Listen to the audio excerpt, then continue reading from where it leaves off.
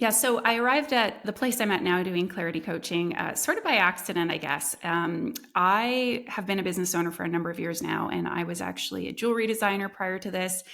And then after having a big, I don't know, crisis of faith, i.e., what am I doing in life? What do I want? Feeling really stuck, ended up pivoting into the coaching space and helping people get unstuck and figure out what they want and make big decisions more pertaining to career and business. So I've been doing that for several years now. And alongside that, I was personally navigating this big decision of, do I want to have kids or not? And I found it to be a really challenging and lonely period of time. Of course, the decision of whether or not to have kids is difficult enough in and of itself, but the fact that I felt like there were very few to no people in my life who could relate to the ambivalence I was feeling and the uncertainty made it that much more difficult. And even though in my relationship with my husband, we've always had a very open, communicative relationship, I feel like the pressures that women face in society relative to men, they're just very different. And so I enlisted some support at that time. I did do a bit of work with a life coach, and I actually came to find that a lot of the sort of coaching framework that I was using with my clients in their businesses and in their careers around getting clarity were really helpful when I applied them to this decision of whether or not to have kids. It was a process, one which really took me committing to saying I need to actively make a decision as opposed to waiting for a decision to happen to me, if that makes sense. I think a lot of us, because of this sort of narrative of, oh, don't worry, you'll just know if you want to have kids, you'll just know when the timing's right.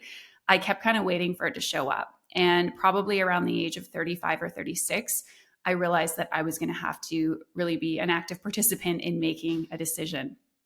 And so that was happening, as mentioned, running the coaching business. And through a connection of mine, there's a big podcast in the child-free space called We Are Child-Free.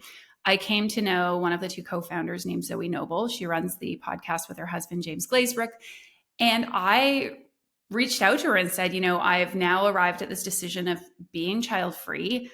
I feel pretty confident in my choice, but it's taking me time to get there and to really solidify that. And I wonder if there's a chance to sort of open up conversation with people around the ambivalence and uncertainty, specifically around making the child-free choice, because what I saw around me was similar to how I viewed this decision that a lot of people made to become parents. With child-free people that I saw specifically on social media and online, it was this very definitive certainty of like, I know 100% that I don't want to have kids. And I thought there must be some people like me who are in that space of not knowing or feeling like not 100% one way or the other, but really seeing merits in both paths. So that would have been, I guess, about 3-4 years ago now. I came on the podcast. We had this conversation about how I uncovered clarity in terms of my own decision and the ambivalence that I had grappled with. And the feedback and the outpouring of response and support for that episode just totally blew me away. And essentially, it sort of started me down this path where, off the side of my desk, you could say, of my coaching business, I started experimenting with talking a little bit more around this decision, how I'd made this decision, what that experience of being on the fence about kids was like.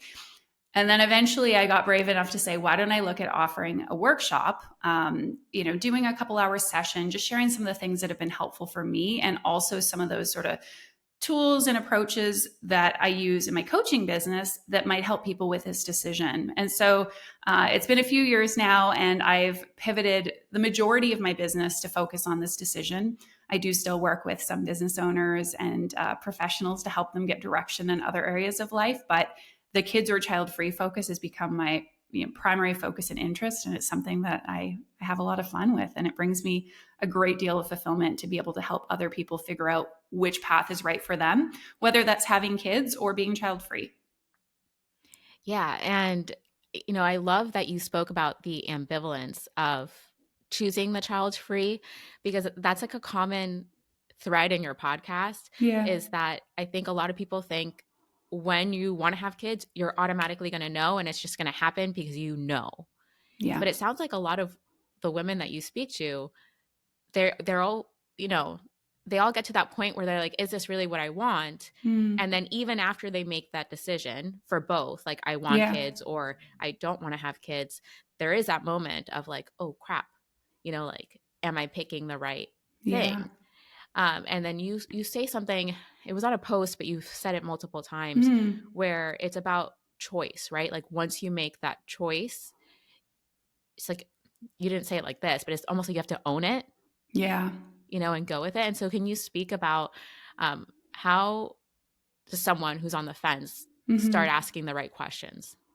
Yeah. Well, I mean, I sort of see there being two parts to your question. The first part related to owning that choice. I do think that a lot of us are under this assumption that when we feel 100% clear, 100% certain, 100% ready, then we can make a decision. And in my own experience and what I see with a lot of my clients is that it's actually through making this decision and really living that path, that's where we cultivate confidence in our choice. And even the parents who would say, I was 100% certain, I felt totally ready to have a child, would probably also say that it took them time to feel comfortable in that role of parent, to feel like, this is a huge identity change to be able to step into. And of course, we're just getting to know our child and ourselves as parents when we make the decision to have kids. So, similarly, when we make the decision to live child free, I don't think it's fair to think that any of the worries or doubts, concerns that we have about the future are just going to magically disappear. They're ones that we're going to have to contend with and work through. And as we also look at like, what are the possibilities that exist in my life through the path I've chosen, whatever that may be, and really stepping into that. And I always like to say, focusing on what is rather than what if. Because if we're constantly thinking, well, what if I chose the other path? And what if it would have been better? And what if I would have loved this? I think it's natural and healthy to have a certain amount of curiosity about the path not chosen. But if we constantly fixate on the thing we didn't do, of course, it's going to be easy to assume that it's better because there's no way of disproving that. And B, I just think it leads to a lot of discontent because it brings us out of that present moment and really focusing in on how can I make the most of what I've chosen. And although the kids are child-free decision, of course, is this big, enormous, life-changing choice for many people, there are so many examples in our life of paths not chosen. And this is just something we have to contend with as humans, is the fact that we only have finite time on this earth to do a finite number of things. And if we constantly thought about, well, what if I did this? Or what if I lived there? Or what if I was with this person? Again, anyone who's been in that mindset for any period of time knows that it leads to dissatisfaction. Now, to address the other part of your question, like in terms of, okay, so how do we start figuring this out if we're on the fence? I think, first of all, I just want people to know that there is nothing wrong with you for not knowing if you want to have kids or not. And I understand where this idea of, if you're not 100% sure, you shouldn't do it. I get where that comes from. And I think it's well-intentioned in the sense that most of us want to think that kids who are born into this earth, that they want, like, they're wanted, right? And that we are invested in raising those people into wonderful humans. I also think it's very normal to be questioning this decision for a huge host of reasons, probably most of which I don't, need to share. I think anybody who's unsure can tell me, like, what are all those reasons are giving pause to this? But, from in so many places, the lack of support we see specifically for women, but families in general, raising children, the world that we are living in and all of its uncertainty and climate change and geopolitical upheaval. We as women in particular, especially those of us privileged to be able to make this decision to live in, cities and countries and cultures where that's okay, we do have a choice. We have, again, this is becoming more limited, but certain reproductive choices that we didn't have in the past. So just knowing we have different paths available, that wasn't even an option for people. So I think it's totally normal and healthy to be questioning this. I think it shows a lot of respect for the enormity of this decision and any life that you're bringing into this world. So just for anybody who's listening, who's unsure, like, rest in the fact that this shows you have a great deal of self-awareness, of intentionality, of wanting to be a conscientious, good human. And there's absolutely nothing wrong with any of those things. That's wonderful. Now, that said, I understand, time is finite. I need to figure this thing out, especially for women. There's this additional biological pressure that a lot of women are going to be facing around this decision. And of course, that applies to men as well, which is something we don't talk as much about. But I guess, first of all, recognizing you're in that stuck place and then starting to get really curious about the doubts that you're having. So you can even, take a piece of paper and write down, what are those things that are giving me pause? Am I worried I won't be a good mom? Am I concerned that if I don't have kids, I'm going to be lonely when I'm older? And in doing that, it's going to get your fears sort of out in front of you where you can see them, but then to be a little bit methodical that you can really start working through some of these things, whether it's with the support of a therapist or a coach or doing journaling or in meditation. And to know that these concerns, they may not be unfounded. You may realize, actually, I don't really have the capacity that I would like to or believe I should have to be a parent. And that's okay. But that way you can kind of work through them and, I guess, create a little bit of process to what can feel unmanageable. Mm-hmm. I think another thing that can be helpful is, and this is tough, right? What I hear from a lot of my clients is it's hard to know what I want versus what the people around me want. And there is an enormous amount of pressure, again, especially for women, to be a mom. We often equate motherhood with womanhood. And we hear from a lot of people like, well, of course you're going to have kids, and, you better give me grandbabies. And, what kind of woman are you if you don't have kids? And where is the meaning and fulfillment in your life if you don't have children? So those kinds of messages, whether they're coming at you like one-to-one from a family member or partner, or whether it's just like that broader sort of societal programming, it can make it really hard to figure out, what do I want versus what does everyone around me want? And so just even imagining, like, what might I choose if I wasn't facing pressures from other people? If it was really just in and of me and myself to make this choice, asking that question, even if it feels kind of like an imagination game, can help you maybe drill down on what's influencing you and exerting sort of pressure, I guess. Yeah, that's really helpful. But I tend to be impatient. So I'm just going to ask you a question is like, realistically, so that someone like understands, how long do you think someone should estimate? I mean, it's going to be different for everybody, that this process is, because I don't want someone to think that they're just going to journal for a week and then they found the answer. Like it's a big decision. So how long would you say that it takes most people to work through it? Yeah. Well, and it's funny you say that, because I had a renowned philosopher on the podcast recently by the name of Ruth Chang. You could search her TED Talk called How to Make Hard Choices and find her on my podcast. But she did basically say, I realized I needed to make a decision. I went away for a few weeks, did some journaling, had some like focus time alone, and I made this choice. And my response to her was, pretty much like, really? In a few weeks? I mean, I'll give you a couple answers. The one answer is it really depends, because the way I see it is making this decision is a little bit like building a puzzle. And some people may only have a few pieces of that puzzle assembled, and others may be further along. We often don't really know until the puzzle is all together, like when we're kind of ready to take that leap of faith, which, I mean, maybe even having a completed puzzle is not the aim, but it's like having enough of a picture to say, oh, okay, I know how I need to move forward. It's going to depend on how committed someone is to making a decision. So making pros and cons lists ad nauseum and hoping that eventually one way, you'll be tipped one way or the other, or ruminating in your thoughts and, staying up till 2 a.m. just like, oh my God, I can't sleep because I don't know what to do. You could do that indefinitely, right? And this is where a lot of people come to me. They're like, it's been years of me trying to figure it out. Now, saying, I really want to commit to figuring this out, and I do want to engage in, and I don't want to imply there is one fixed process. I, of course, have a process I take my clients through, but it could be saying, I'm going to read this book on the topic, and I'm very happy to share a couple of book titles, but like, I'm going to go through this process in the book. I'm going to have a few sessions with my therapist, or schedule some time to sit down with my partner and discuss this.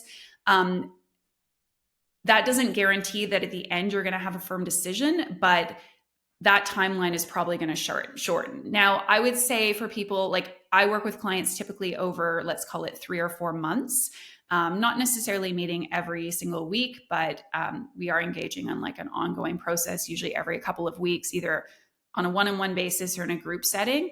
And I would say by the end of that time together, virtually everyone is going to have a much stronger sense of direction of what their next steps are, of the conversations they need to have, the information they need, if there's still any sort of anxieties they need to work through. And I would say a large percentage of those will feel like they are close or have made a decision.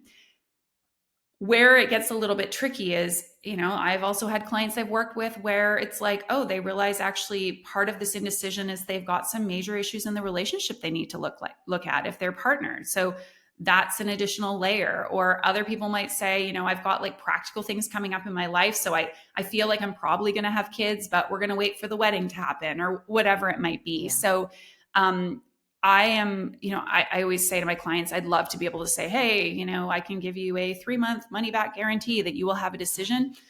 I just don't think that's reasonable. But what I can say and what I would encourage people is if you're making traction, like you will know that you are making traction because you will feel like you are getting closer, you are getting greater clarity.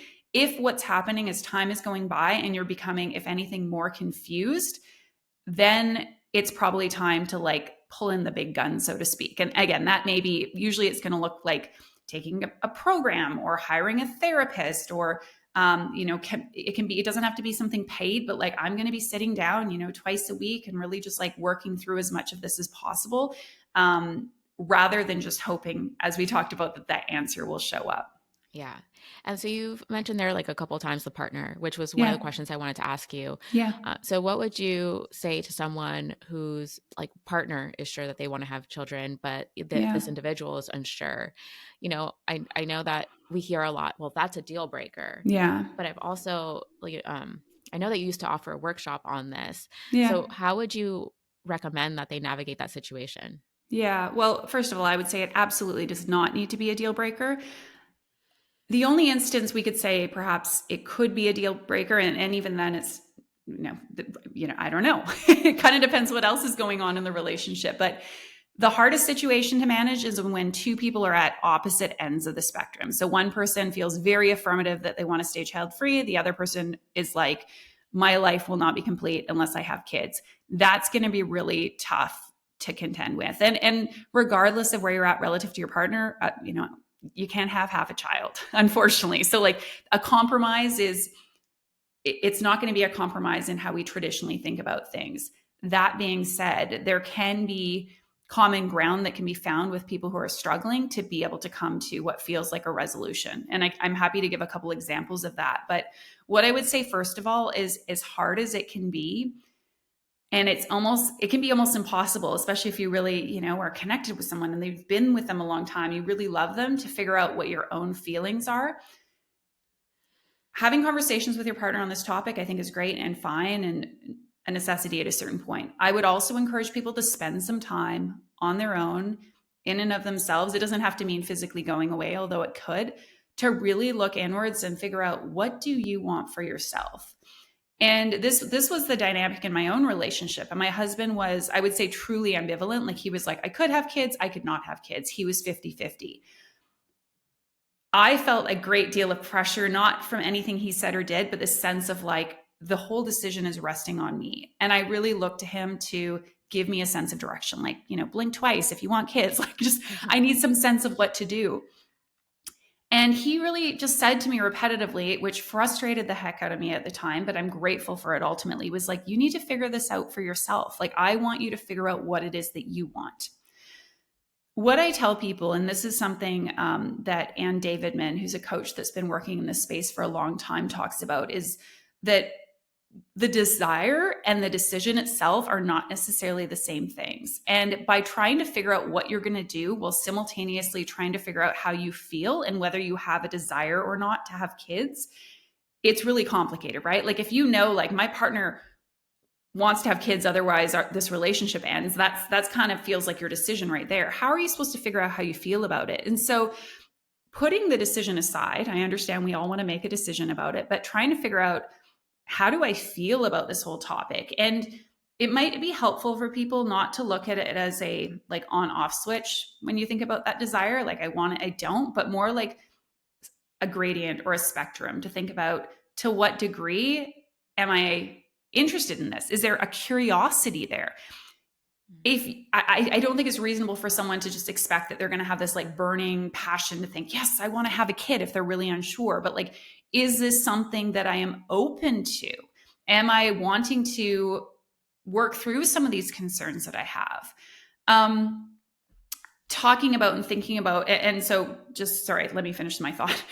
Once you start becoming a little bit more familiar with how am I actually feeling about this in and of myself, then coming together with your partner and looking at, okay, like, how can we look at moving forward together, and what is an arrangement, if you will, that would feel amicable for both of us.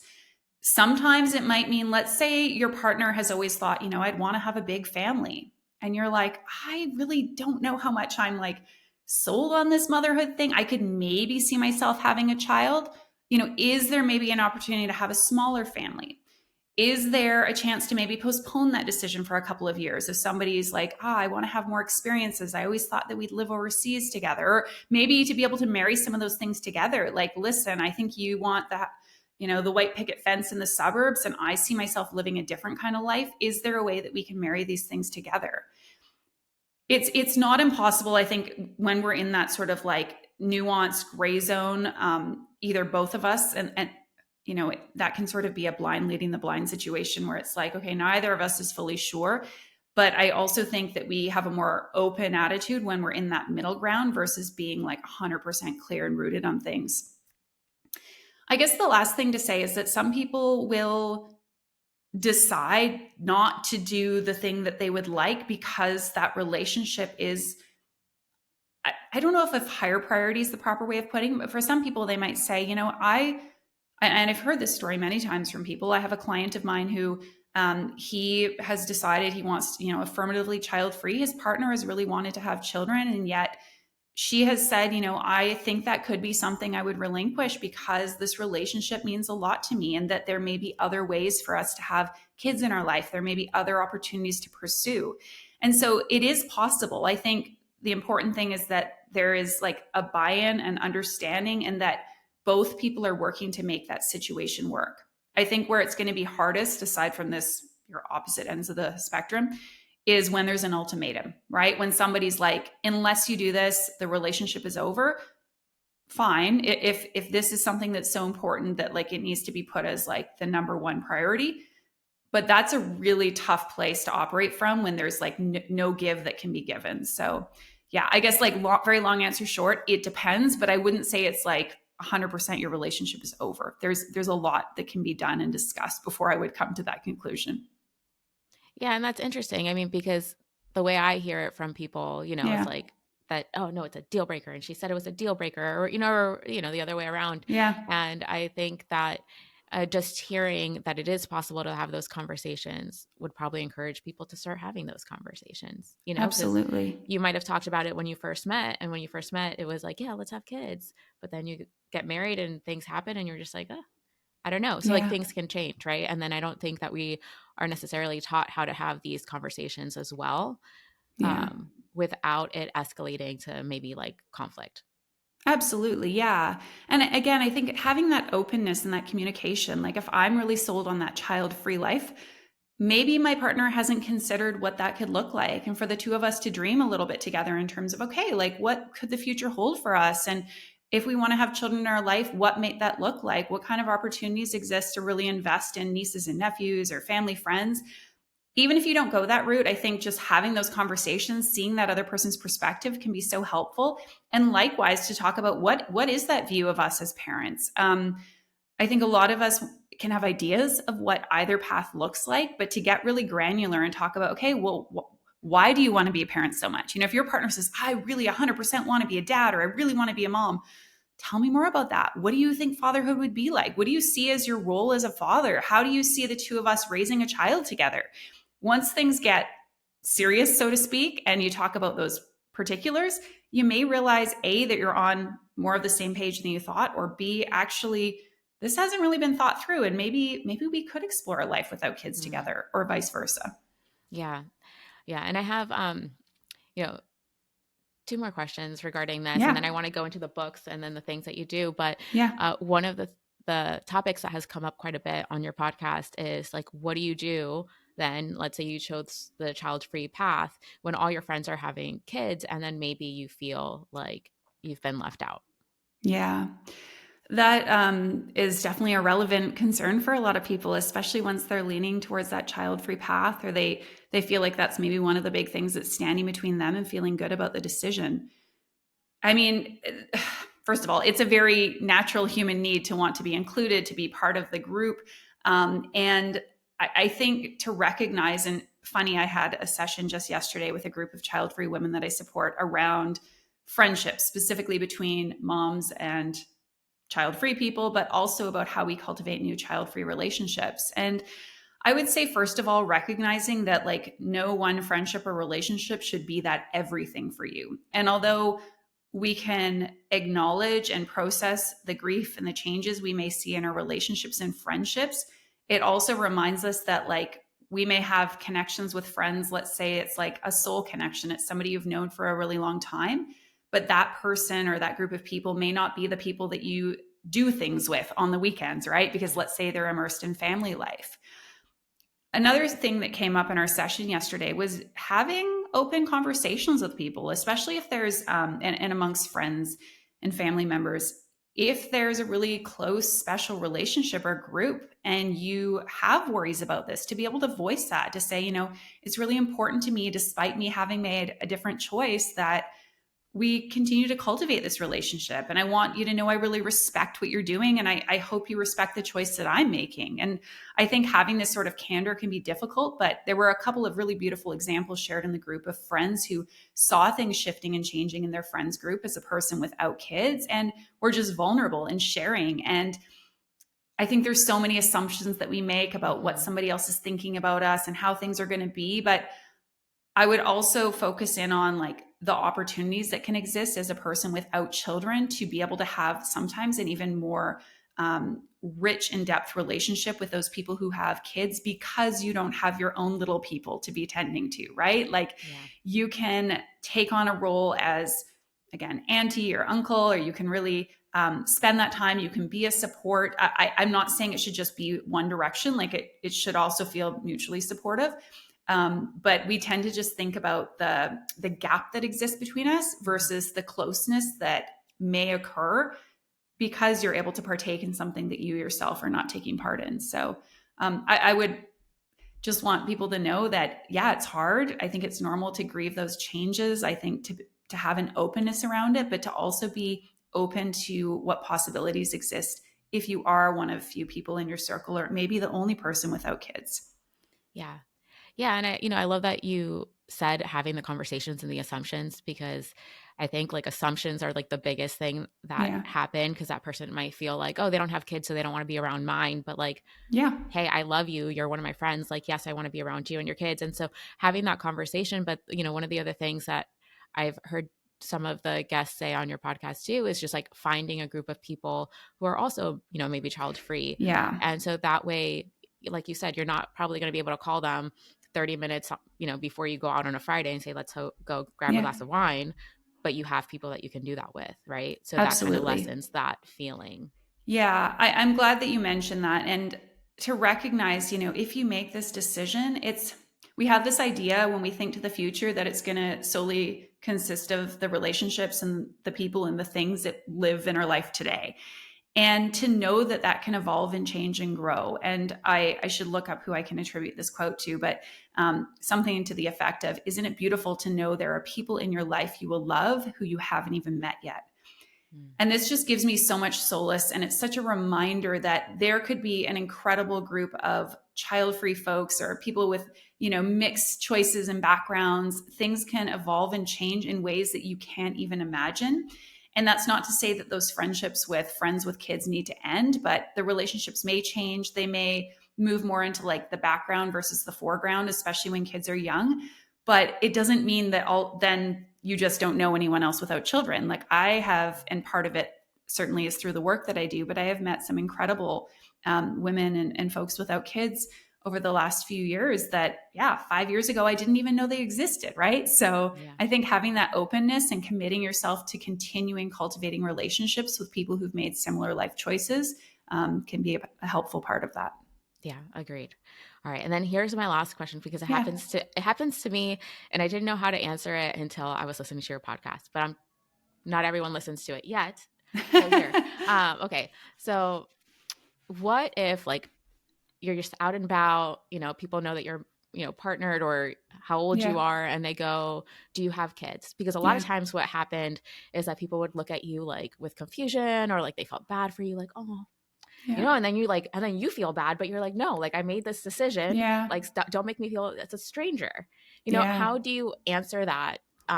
So that you're answering it gracefully, but also like Yeah. unapologetically. Yeah. Oh, it's funny that you reference my podcast because of course I'm thinking I have no idea what I said or say or what the episode said. I mean, if someone's to ask me that, I would say, "No, I don't have kids. I've decided not to have them." Or I would say I'm child free by choice. I might even just say I don't have kids. And if they say, "Oh," it's like, "Oh no, I've decided not to have kids." I think the unapologetic bit is the most important thing, is just to own your decision. It's factual. Do you have kids? No, I decided not to have kids. No, I'm child free by choice. And it depends how comfortable someone is with their decision, right? Some people might still be uncertain, or we're not sure if we're going to, or I'm not sure. I should mention, of course, this applies to people who aren't partnered as well. I'm interested though, what was the answer that I gave that you found helpful? Well, it was that because I would just say Yeah. no. And then Yeah. I'd see their reaction and I'm like, what? But Yeah. then I realized is that I wasn't explaining that bit. Yeah. Like, no, Yeah. I decided to be child free. And I'm Yeah. like, okay, because like once you add that, Yeah. then like there's no need to feel bad or to like Yeah. go any further. Like I decided this and I'm Yeah. okay with that. But, just like that helped because then it's just Oh, like, good. yeah, because it's like you're not explaining yourself. You shouldn't have to explain yourself. But Yeah. just by saying that bit, then people are like, oh, okay. Yeah. Yeah, and it's interesting. My husband actually said that I said, because people know that I'm child free because of the work I do. I also talk to less people. I mean, I talk to a lot of people on the internet and people again in like the coaching space, but day to day, he's in a corporate environment, so meets people and works on big teams and everything. And I said to him, like, what do you say to people when they ask if you have kids? He's like, oh, I say, no, we're child free by choice, or no, we've decided, or we're child free, or no, we've decided not to have kids. And he said that again, he's a man, but people are generally like, cool. Yeah. Okay, good for you. So, Yeah. yeah. Yeah, no, that's true. It's definitely different. Okay. So then, what are some of the book titles that you said Yeah. earlier that you would recommend? Yeah. So, I mean, a couple things. I have a list, and if you want to link to it, I leave that up to you in the show notes, but I have a list of 25 different books that I find have been helpful for me or my clients in this decision, some of which are nonfiction, some of which are fiction. I'll share two or three of the titles that are on there. Merle Bombaderi's book, The Baby Decision, is probably the most well-known, sort of instructive for going through this decision process. She is a therapist who's also been on my podcast, and she's been a mentor of mine who has been doing this work for 35, 40 years. So that is a great book to check out. Also comes recommended by a lot of clients of mine who've gone through it. For people who are child-free curious, as I call it, I really like Ruby Warrington's book, Women Without Kids. It's a relatively new book from the last couple of years and talks about, the prevalence of this choice, as well as those who are without kids through circumstance, although the emphasis is a little bit more on those who've made this decision, and really just sort of what we represent, that the opportunities that exist for those of us who've decided not to have kids in terms of the other areas of our life we might lean into, and et cetera. So that's a great book. And then for a fiction book, I'll give one fiction for each. So, well, actually, no, I'll shout out one fiction book. The book Olive by Emma Gannon is a cool book. It's, again, it's a fictionalized account, but it's a portrayal of someone who is very much leaning child-free, like ambivalent about having kids, and some of those pressures that she faces as people around her, kind of start dropping like flies with the baby announcements and everything like that. So I find sometimes also reading fiction books can be nice because it can help give like representation to how we're feeling and what we're feeling. So Yeah, I yeah. love that. And I love fiction. So I'm going to check that one out. Yeah, cool. And Yeah, there's then, lots of great books on that list. So yeah, I'll definitely link that in the show notes. And then the other thing was how you work with people who are navigating this decision. I see that you have several options, yeah. And some of them which are like very accessible, like the workshops. Yeah. Yeah, absolutely. So, I mean, part of my objective is to have something for everyone, sort of regardless of where they're at in this decision process, and also to have different financial options. So I would say for people who are looking for, so first of all, I want to shout out my free resources like the book guide, like the podcast. For people who are wanting to take a little bit more of a commitment to making this decision, I would say to check out my 2-hour Kids Are Child Free workshop, which I host online most months. As mentioned, it's online, so you can take part anywhere in the world. And that is going to give you a bit of a framework and a little bit of a peek into the process that I use with my clients for those who want to go more in depth. Great. And for a lot of people, the very first time to be able to come together with other people who are unsure about this decision. We have a lot of discussion. I take you through different exercises. You get a workbook for that workshop, and that's $45. So that's sort of a first step that I recommend most of my clients, if they're curious about working together, take. From there, I have what I call a support series. So I've got monthly workshops or sessions on different topics pertaining to the decision, whether that's the fear of missing out or how to navigate the fear of regret. And then for people who are wanting to make a bigger investment time and financially, I have a group program that runs every quarter. That always sounds so makes me think of my old sales days, once per quarter. That's what we call it though, right? Yeah. I know people know what a quarter is. It just sounds like the results from Q2. Yeah. I run it 4 times a year, once per season. Again, that takes place online. That would be a smaller group of usually about 6 or 7 women. That's for women only. And I also offer one-on-one coaching support for people who are looking for that, private, sort of more customized support. So everything's on my website, which is kidsarechildfree.com. And you can find the details under the Work With Me tab. So I always publish prices and details, and no surprises. Yeah, no, that's great. And I really want to thank you for coming on the podcast. Through you, I have found so many other individuals who are in the online space talking about this decision. And I think the more we talk about it and the more we normalize it, one, I think it's easier to make a decision that feels right for you, but also the stigma around it doesn't, it goes away. Yeah, absolutely. No, I mean, I wish I would have known then that there are so many other people grappling with this decision, that there are resources, support, tools that are available to help you through this. And I'm just really grateful and happy to be hopefully a big part of that for people. So thank you so much for having me on. Yes. And thank you for coming on today.